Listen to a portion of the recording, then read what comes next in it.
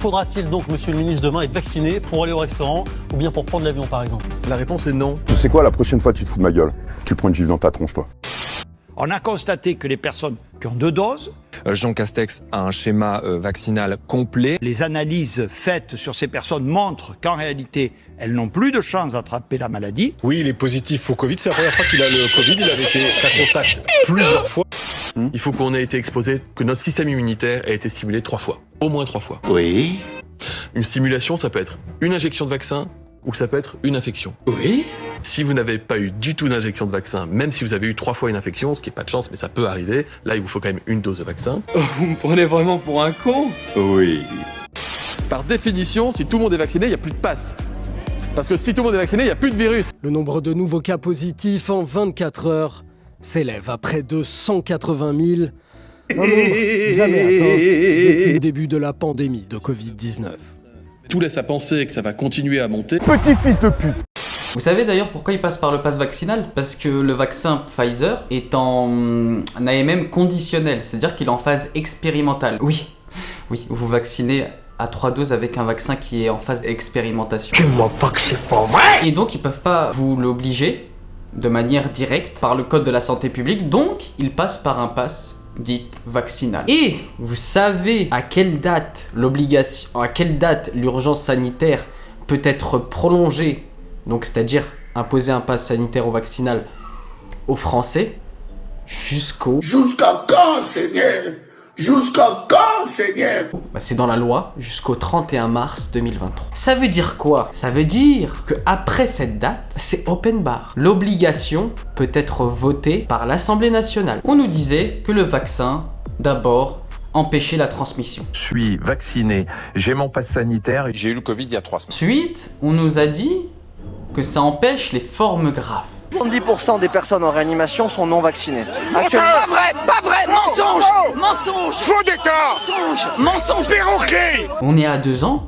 Est-ce que ça empêche vraiment les formes graves? Venu pour honorer, je suis venu pour sanctionner. Est-ce que tu connais l'adresse? Connais la route, connais l'adresse. Non, pas l'adresse. L'adresse. Direction des recherches des études statistiques. C'est un organisme français gouvernemental officiel dans laquelle il y a toutes les statistiques concernant le Covid-19 et notamment la vaccination. Qu'est-ce qu'on remarque? Sur les testés positifs, 70% de testés positifs vaccinés. 70% de testés positifs avec les symptômes vaccinés. Nous avons une arme qu'il faut utiliser, qui est le vaccin. Les soins critiques, les réanimations, l'hospitalisation. Que nous dit l'adresse? 70% environ de non-vaccinés dans les services de réanimation.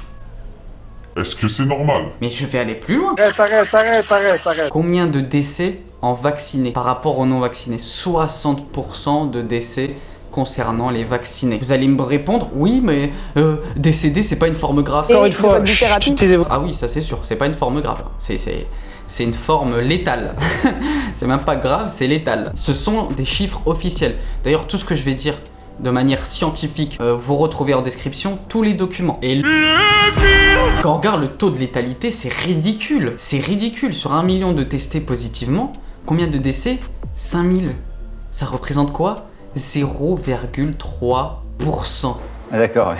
On a fermé des centaines de commerçants qui doivent maintenant rembourser leur loyer, mais ils n'ont plus un sou parce qu'ils n'ont pas d'activité. Ils vont mettre la clé sous la porte pour 0,3%. Aujourd'hui, votre dette, elle s'élève à combien? Elle s'élève à 1 18 242,19. Plus cher que ce que j'ai acheté le restaurant. On a viré des infirmières qui n'ont plus de rentrée d'argent et qui supplient le président qui en a rien à foutre pour 0,3%. Pourquoi obliger les soignants de se faire vacciner? Monsieur, vous savez très bien que ça fonctionne pas. Monsieur, comment on vit? S'il vous plaît, laissez-nous reprendre notre travail. Mes collègues souffrent. Merci. Vos collègues qui sont vaccinés, plus de 95%. On devrait vous péter la gueule. Ça, ce sont les victimes collatérales. Maintenant, passons aux victimes qui ont vu leur vie détruite par ce vaccin. Leur vie détruite à l'aune de leur jeunesse. Ont vu leur avenir paralysé. On peut aussi se souvenir de Morissette qui a été atteinte de vache folle. Et j'avoue que j'ai pas pu m'empêcher de craquer parce que maladie de vache folle, c'est Vous pouvez même pas vous battre, quoi. Vous savez, il y a plein de gens aujourd'hui qui sont dans ma situation avec des gens malades chez eux, mais il y a une issue, il y a un espoir. Même si vous avez un cancer, vous dites voilà, on va se battre.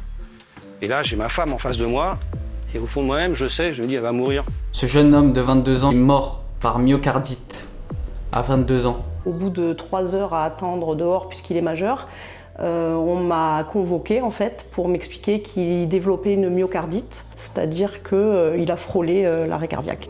Lui, c'est ça qui me rend fou, c'est qu'on veut vacciner tout le monde, alors que la jeunesse ne risque rien. Entre 0 et 45 ans, le taux de mortalité est de 0.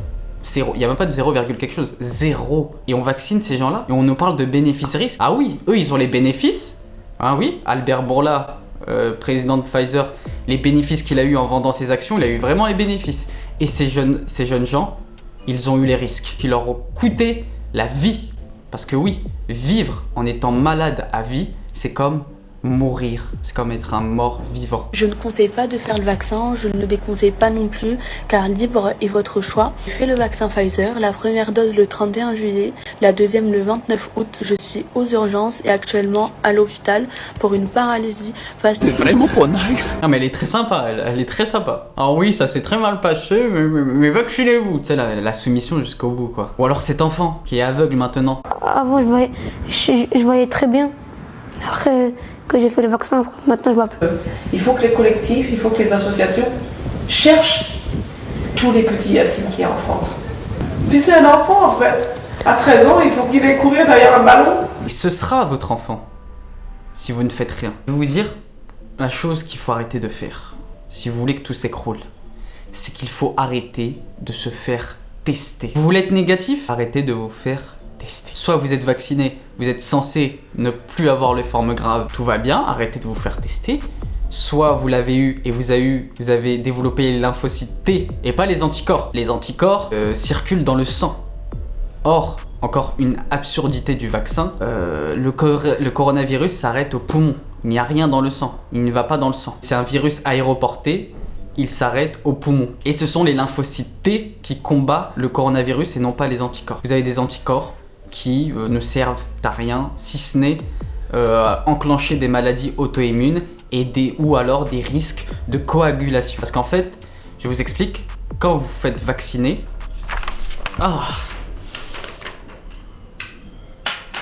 Alors ça, on va dire que c'est l'intérieur de votre cellule.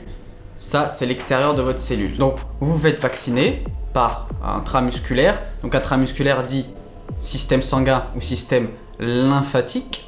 Donc, comme je vous l'ai dit, le coronavirus dans le sang, il y est pas.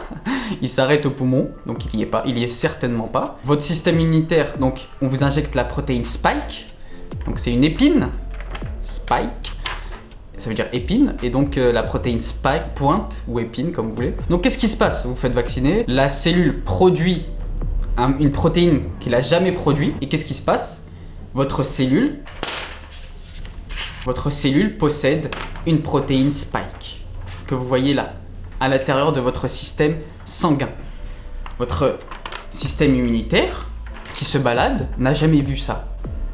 Il ne l'a jamais vu, il dit mais qu'est-ce que c'est que ces conneries? Pourquoi il y a une cellule qui a une protéine Spike? Et cette protéine Spike a pour caractéristique de se coller aux plaquettes. Les plaquettes, c'est quoi? C'est ce qui coagule le sang. Donc c'est comme si il y avait une plaie qu'il fallait cicatriser. Du coup les plaquettes arrivent sur votre pointe de Spike et coagulent. Merci monsieur le professeur. Et ça fait des petits caillots dans le sang. Mais ces petits caillots dans le sang, ils peuvent se retrouver n'importe où. Dans le cerveau. Thrombose. Le 20 mai dernier, Touraya, 43 ans, reçoit une dose du vaccin Pfizer. Et maintenant, je dois prendre un traitement à vie pour la thrombose et pour les crises d'épilepsie. Il faut vacciner.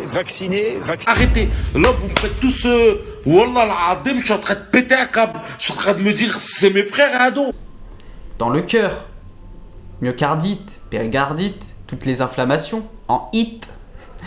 Et poumon, embolie pulmonaire. Ou phlébite, au niveau des membres inférieurs. C'est pour ça que vous avez très mal à la tête quand vous vous vaccinez. C'est pour ça que vous avez des petites pointes à la poitrine. C'est parce que votre sang coagule.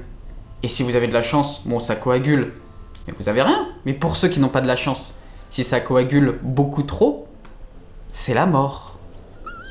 Es la muerte. Et le nom scientifique de ce phénomène s'appelle le CVID, la coagulation intravasculaire disséminée. De surcroît, vous remarquerez que lorsque vous avez votre 3e dose, vous n'avez jamais eu le Covid, mais d'un coup, vous l'avez. C'est parce que vos anticorps qui sont dans le système immunitaire favorisent l'infection du coronavirus par le phénomène d'anticorps facilitant. Je vous explique succinctement ce qu'est la facilitation de l'infection par les anticorps. En fait, ce qui se passe, c'est très simple. Comme je vous ai dit, les anticorps contre coronavirus, inefficients. Donc on vous injecte le virus. Quand vous êtes infecté au Covid-19, qu'est-ce qui se passe?